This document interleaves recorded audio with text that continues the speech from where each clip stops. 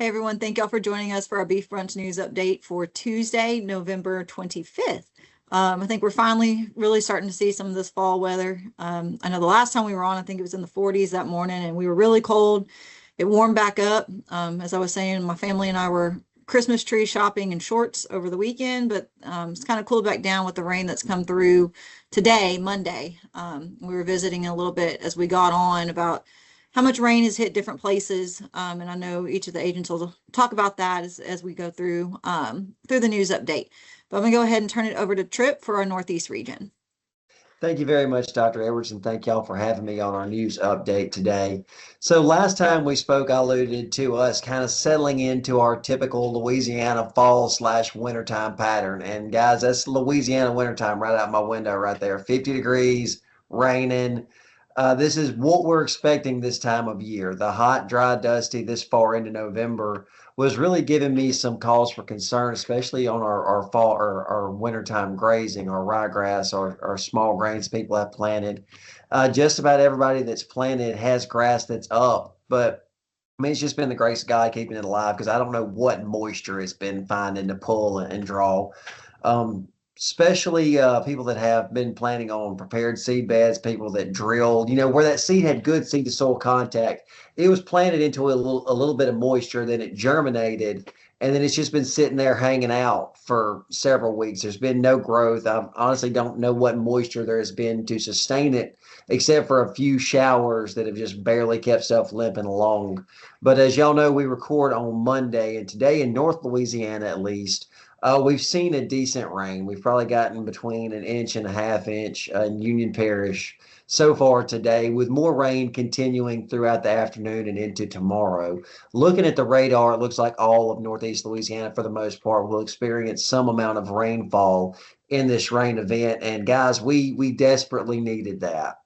We desperately needed that. Now, this rain, I don't believe, is going to come anywhere remotely close to recharging.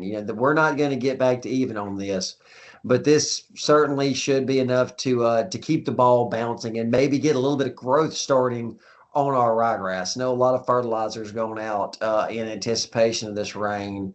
Hopefully, we can really start turning the corner because even though it really isn't far behind, I've been feeling like this crop is behind. So maybe this rain and some fertilization will get us right where we're looking to be.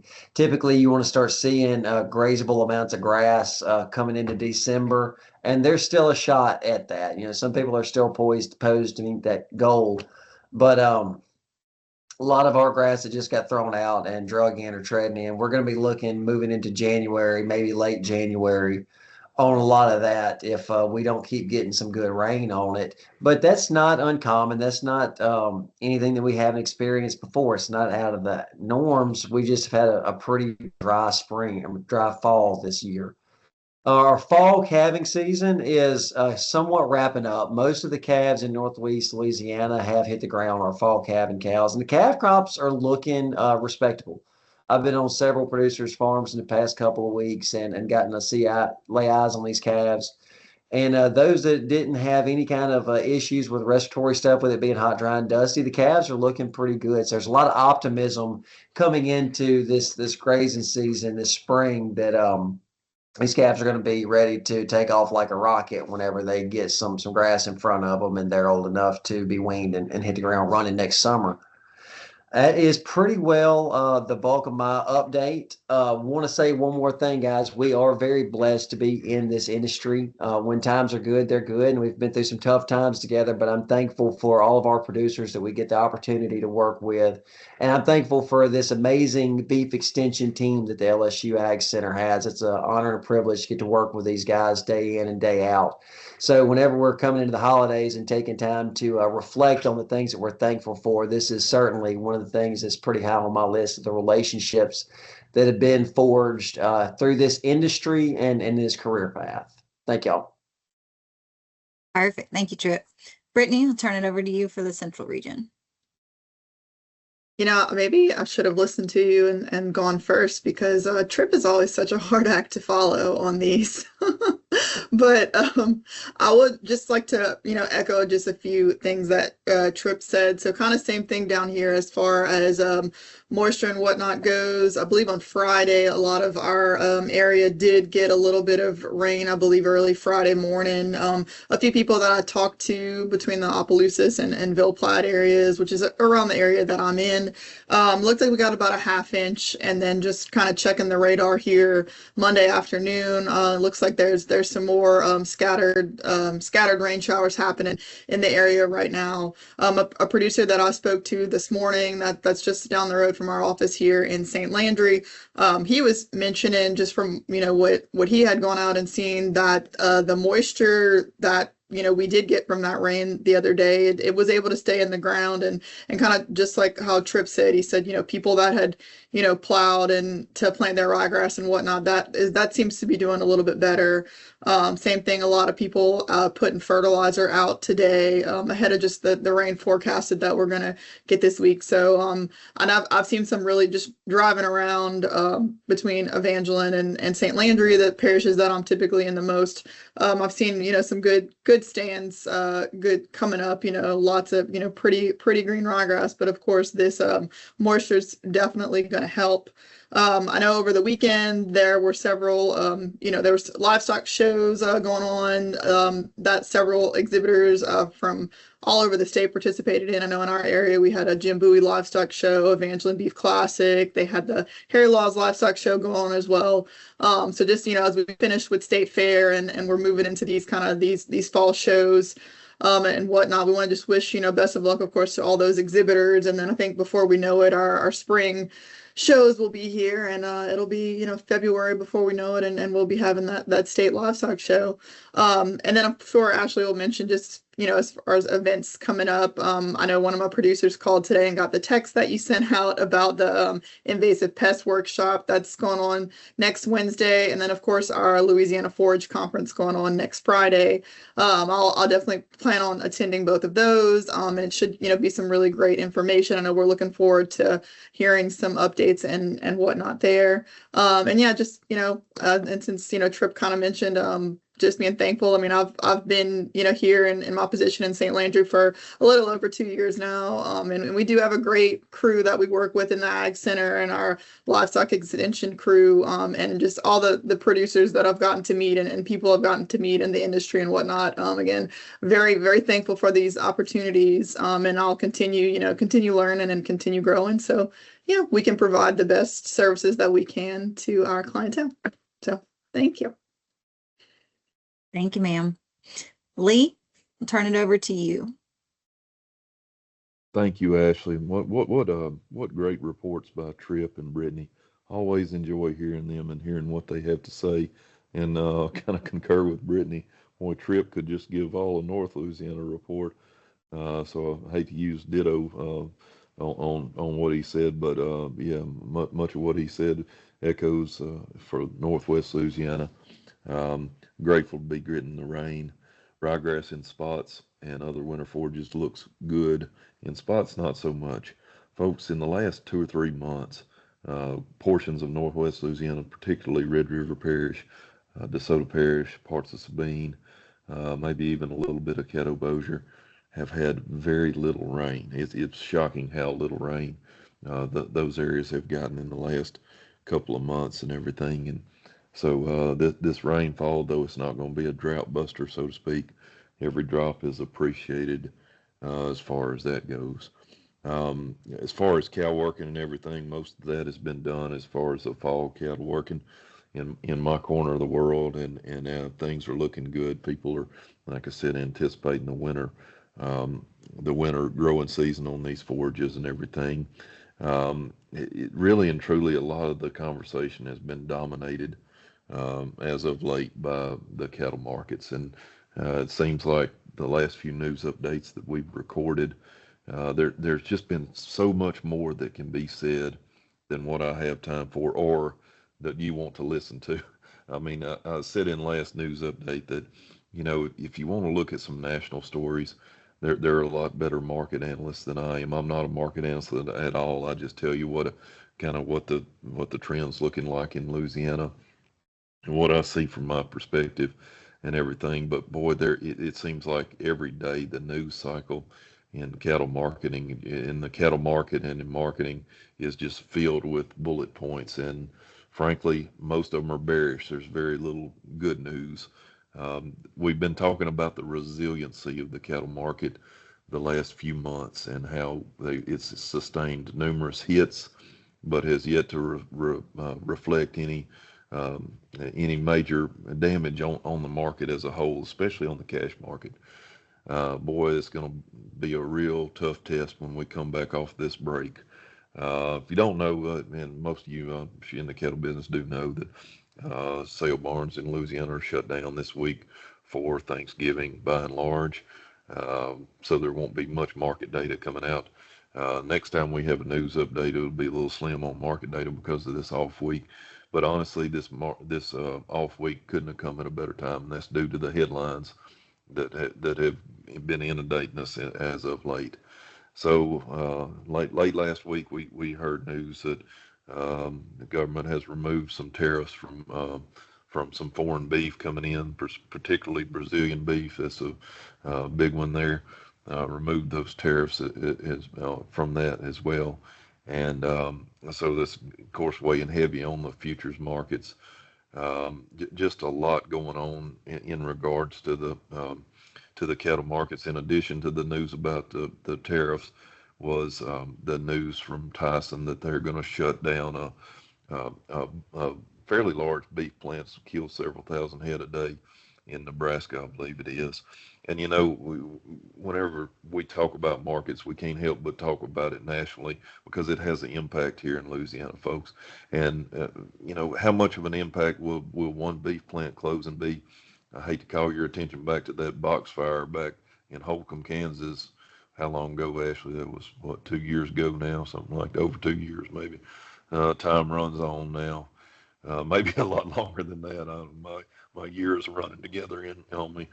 But in reality, that processing space will be absorbed, capacity will be absorbed by other packers, by maybe some regional type mid-level packers and stuff. But it's more about the news. It's more about the sensationalism of the headline that they're closing, and et cetera and so forth.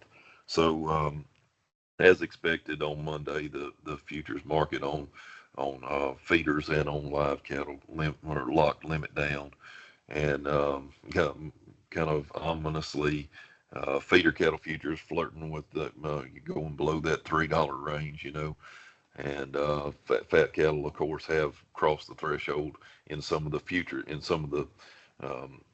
months, have crossed the threshold of 2 and a little bit below 2. So I don't know if it's a downturn yet. And the reason I'm hesitant to say a downturn yet is because of the resiliency that I spoke about on the cattle market. We know that these cash cattle, what these feeder cattle and calves are bringing in these sale barns, in these livestock markets, we know that they're lower. The reports do say that in the last few days, but we don't know how much lower. And once again, back to my comment about it being a great time to take a week break for these sale barns, and now would be the time. Maybe everybody catch their breath. Let's see what kind of impact this is going to have. We know it's going to have a negative impact, but how big of a negative impact it's going to be. With that being said, I'll jump into and give you the market reports. And once again, folks, I said this last time. The data from this market report is going to be much different than our next one, folks. It's reflected in the last 2 weeks. The next news update that we record will be, I feel like, quite a different picture there. So anyway, these are self-reported prices from Louisiana sale barns over the last 2 weeks since our last news update. On 500 to 600 pound steers, the average of the range of prices was $3.03 per pound to $3.99 per pound. That's a 2.78% increase from the previous news update. 5 to 6 weight heifers, $2.84 per pound to $3.58. That's a 0.78% increase. Cull cows, $1.33 to $1.64. That's a 0.33% increase. Cull bulls, $1.58 to $1.92. That's a 0.28% decrease, steady on all those cold cows and bulls. Replacement cattle, it's just a runaway market still on replacement cattle. The average of the prices paid on bred cows, $3,277.78, and on pairs, $3,488.89. We'll say that on bred cows and pairs, and we don't talk report to report on this because it's hard to know the quality at these barns, but there is a slight decrease over the last news update. Decrease about $100 for bred cows and a little over 100 for pairs. But once again, that could be influenced by quality, honestly. So can't put too much stock in that. Bull market is runaway as well. And you know what? I listened to somebody, he was complaining a little bit about some bull prices the other day. Folks, if you're in the registered business, a lot of our friends are, some of those listen to this report, it takes a heck of a lot of money to develop these bulls if you're going to do it right. If you're going to invest in the correct genetics and you're going to do all the things, and you know you're getting some tremendous money tied up in them. And so I don't put much weight in the thought that these bulls are too high, for what it is. We'll see what happens as we move forward. We've been talking a lot of bull sales in the last month, 2 months. That window's kind of closing as far as these fall bull sales. It's going to be interesting to see what these spring sales do, especially if we see a pretty decent downturn in this cattle market. I'm going to wrap up. I got 2 other things real quickly. I know we focus, this is beef brunch. There in the name is beef, but something that is impacting some of our world pretty significantly is this EHV1 outbreak. It's a herpes virus in horses, and we saw it rear its head in Texas in Waco at an event, and it has just sent shockwaves and ripples through the equine industry, particularly the Western equine industry. And a lot of folks in Louisiana use horses, and I'm proud. I enjoy using horses when possible on working cattle and everything. And I know a lot of the folks we interact with are proud of that. And it's a very scary thing, folks, because it's a neurological virus, and I'm not going to get too deep into it because I don't know just a whole bunch about it. But what's alarming is the fact that there's very little warning signs, very little symptoms as far as that. And I'm not trying to scare you out there if you've got horses. The people that are traveling around the rodeo or show or whatever, those are the ones that are really nervous. Those of us that have horses and cattle in maybe just 1 or 2 places, not seeing a lot of others, and probably going to be all right on that deal.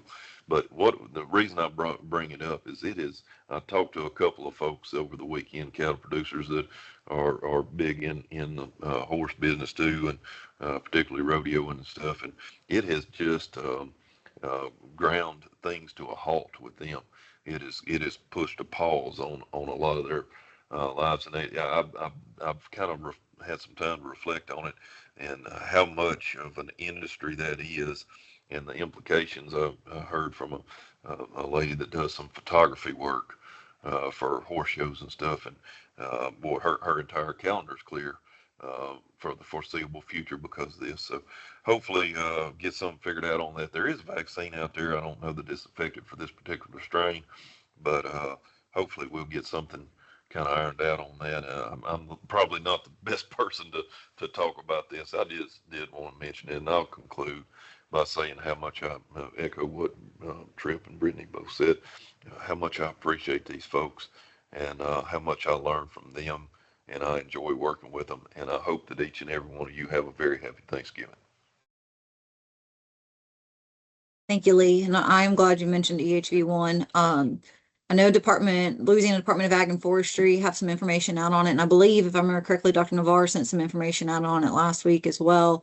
And so if you haven't seen any of that, or if you have questions on where that information is, always reach out to your extension office, reach out to one of us, and we'll help you find all of that.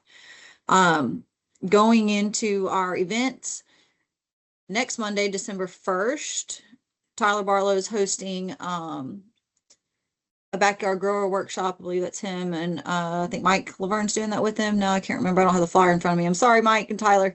But backyard grower workshop, plot to plate, Monday, December 1st from 1 to 4 over at the Rosepine Research Station.